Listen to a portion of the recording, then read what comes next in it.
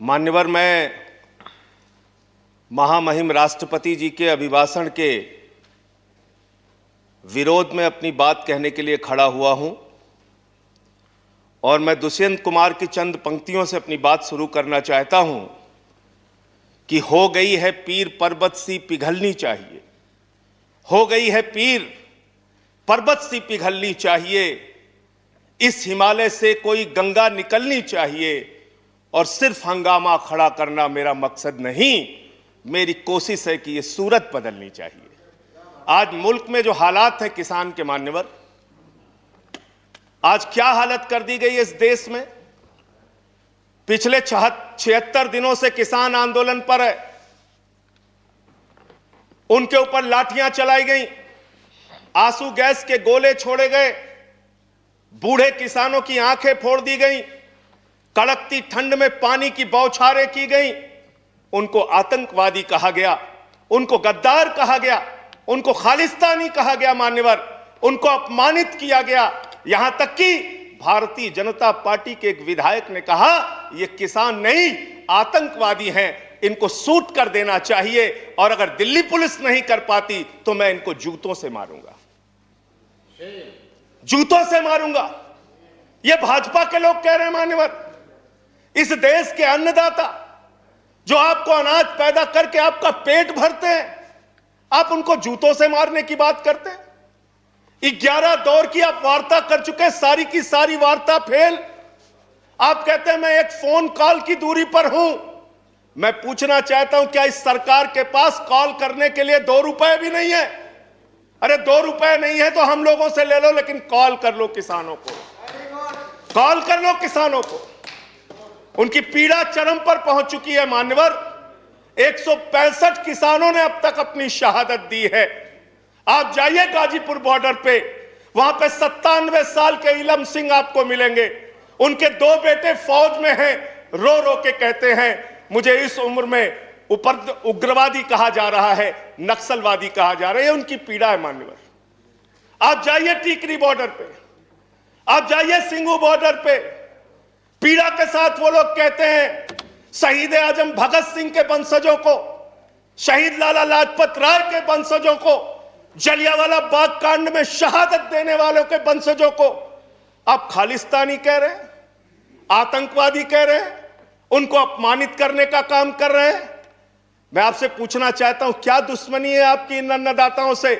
चलिए सब कुछ कर लिया आपने, अब तो कम से कम उनके ऊपर दया कीजिए और ये तीनों काला कानून वापस लेना ही पड़ेगा, आपको लेना चाहिए।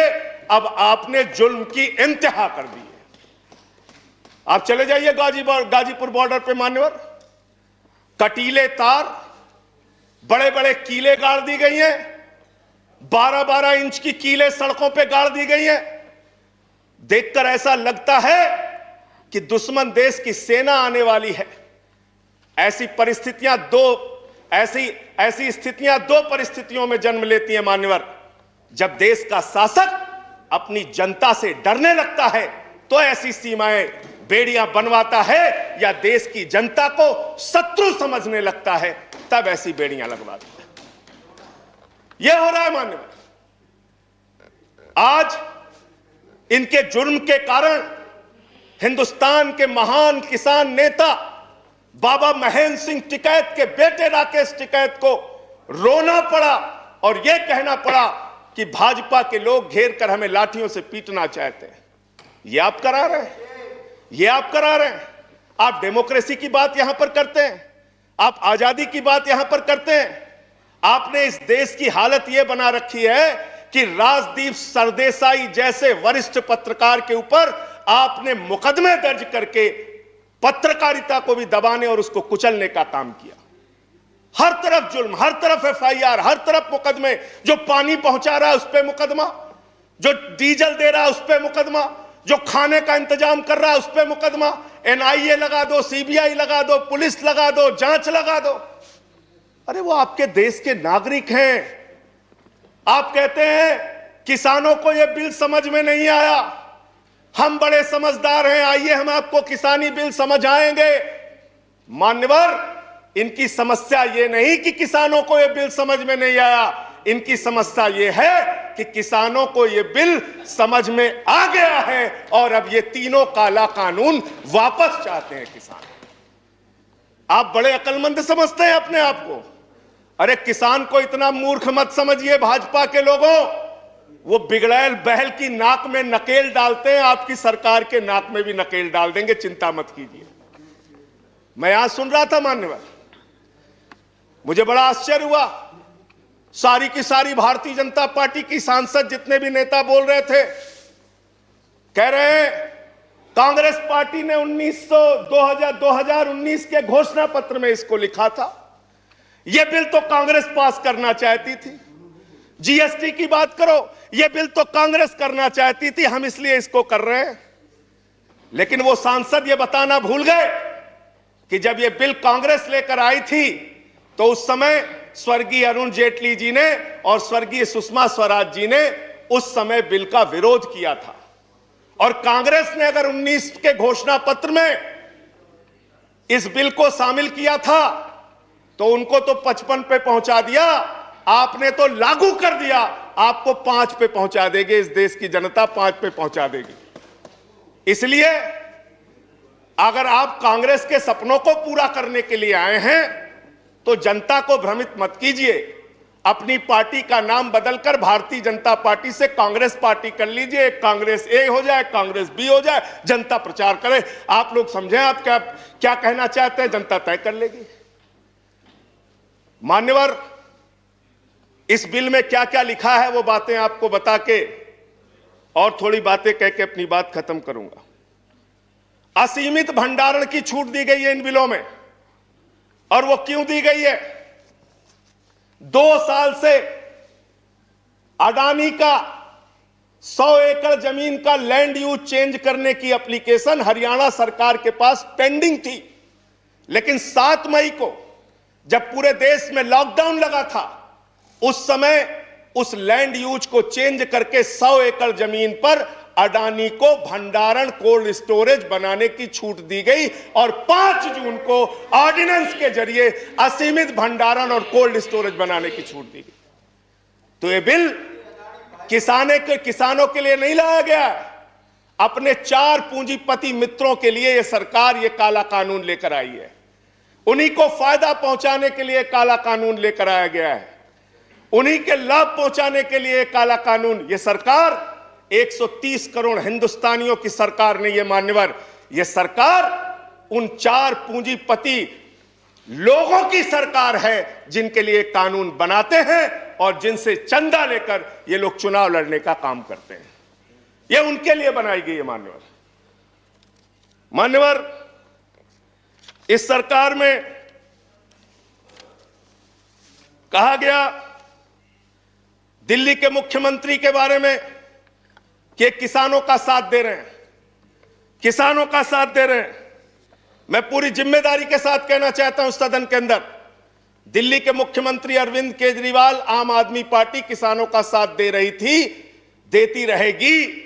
और आपने हमसे 9 स्टेडियम मांगा जेल बनाने के लिए, केजरीवाल जी ने इनकार किया। हम वहां पानी का इंतजाम कर रहे हैं, आप पानी का इंतजाम रोक रहे हैं। हम वहां शौचालय का इंतजाम कर रहे हैं, आप वहां शौचालय का इंतजाम रोक रहे हैं। आप वहां पर लोगों को पानी, खाना, शौचालय इस तक पर प्रतिबंध लगाना चाहते हैं। इंटरनेट, वो दुश्मन देश के नागरिक है क्या? उनके साथ इस तरह का व्यवहार आप कर रहे हैं। एक माहौल बनाया गया 26 जनवरी को, लाल किले पे हमला, लाल किले पे हमला। 7 रूट पे किसान ट्रैक्टर रैली लेके निकला मान्यवर, तिरंगा रैली लेके निकला, और 7 रूट पर कहीं किसान ने कोई उपद्रव नहीं किया, कोई हिंसा नहीं की। जो लाल किले पे लोग आए थे वो भारतीय जनता पार्टी के लोग थे जिन्होंने लाल किले पे हमला किया, जिन्होंने लाल किले पर तिरंगे का अपमान किया। और वो दीप सिद्धू जो भाजपा का नेता है, उसकी फोटो प्रधानमंत्री के साथ है, देश के गृह मंत्री के साथ है। भारतीय जनता पार्टी को इसका जवाब देना चाहिए कि भाजपा के नेताओं ने लाल किले का अपमान क्यों किया, तिरंगे का अपमान क्यों किया। मैं ये कहना चाहता हूं मान्यवर, आज वो दीप सिद्धू संजय जी कंक्लूड कीजिए। सर सबको समय मिला, मुझे भी थोड़ा समय दे दीजिए। I have given sufficient time. सबको समय दिया, मुझे भी समय दे No, दीजिए। 10 मिनट देगी। सर 10 मिनट दिया मैं। मान्यवर दीप सिद्धू भाजपा का नेता वो फरार है जिसने लाल किले पे हमला किया, जिसने तिरंगे का अपमान किया। अपनी घिनौनी राजनीति के चक्कर में ये लोग कहां तक जा सकते हैं, इसका सच है ये जो सामने आया है। आप एमएसपी देने की बात कहते हैं, आप कहते हैं हम इस देश के किसान को एमएसपी देंगे। बड़ी अजीब बात है मान्यवर, इस देश के किसान को एमएसपी देने के नाम पर क्या कर रहे हैं ये। मैं उत्तर प्रदेश की खबर बता रहा हूं। 10 धान के क्रय केंद्रों पर 10 अधिकारियों के खिलाफ एफआईआर हुई क्योंकि क्रय केंद्र में खरीद में एमएसपी में गड़बड़ी की गई। इसी तरीके से 1 रुपए किलो गोभी बिक रही थी तो किसान ने अपनी गोभी पे ट्रैक्टर चला दिया। उत्तर प्रदेश की खबर। बरेली के अंदर उत्तर प्रदेश में 3 करोड़ की धान खरीद हो गई कागजों पे, किसान का पता तक नहीं है।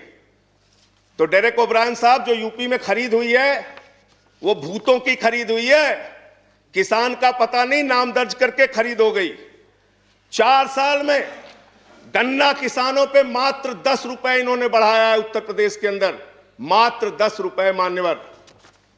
तो इसलिए ना आप एमएसपी देना चाहते हो, ना किसान को उसके फसल का दाम देना चाहते हो। असीमित भंडारण की छूट देकर आपने पूंजीपति मित्रों को यह सुविधा दे दी कि सस्ते में किसान से अनाज खरीदेंगे, सस्ते में किसान से फल खरीदेंगे, सस्ते में किसान से सब्जियां खरीदेंगे, उसका बड़े बड़े स्टोरेज में भंडारण करेंगे, जमाखोरी करेंगे, और जब बाजार में फल सब्जियों की कमी हो जाएगी, अनाज की कमी हो जाएगी, तो महंगे दामों में जनता को बेचेंगे। यानी आपने महंगाई को, जमाखोरी को, कालाबाजारी को इस बिल के माध्यम से लीगलाइज करने का, वैधता प्रदान करने का काम किया है। इस देश में महंगाई बढ़ाने का काम किया है, उसका रास्ता आपने खोला है। इसलिए भी ये बिल, तीनों का तीनों काला बिल वापस लिया जाना चाहिए। Thank you. अंत में थैंक यू। अंत में एक बजट आपने पेश किया मानोर, बस खत्म करके अपनी बात को खत्म करूंगा उन्हीं बातों को। No please conclude. Sir budget इन्होंने पेश किया है, तो बजट के ऊपर और खरीद के ऊपर मैं लास्ट मिनट जो इनका बजट है चंद लाइनों में उसको कह के अपनी बात को खत्म करूंगा कि धरा बेच देंगे, गगन बेच देंगे। धरा बेच देंगे, गगन बेच देंगे, कली बेच देंगे, चमन बेच देंगे। अगर तुम ही यूं ही सोते रहे तो ये फर्जी राष्ट्रवादी वतन बेच देंगे, वतन बेच देंगे, वतन बेच देंगे। धन्यवाद माननीय। Thank you Sanjay Singh ji.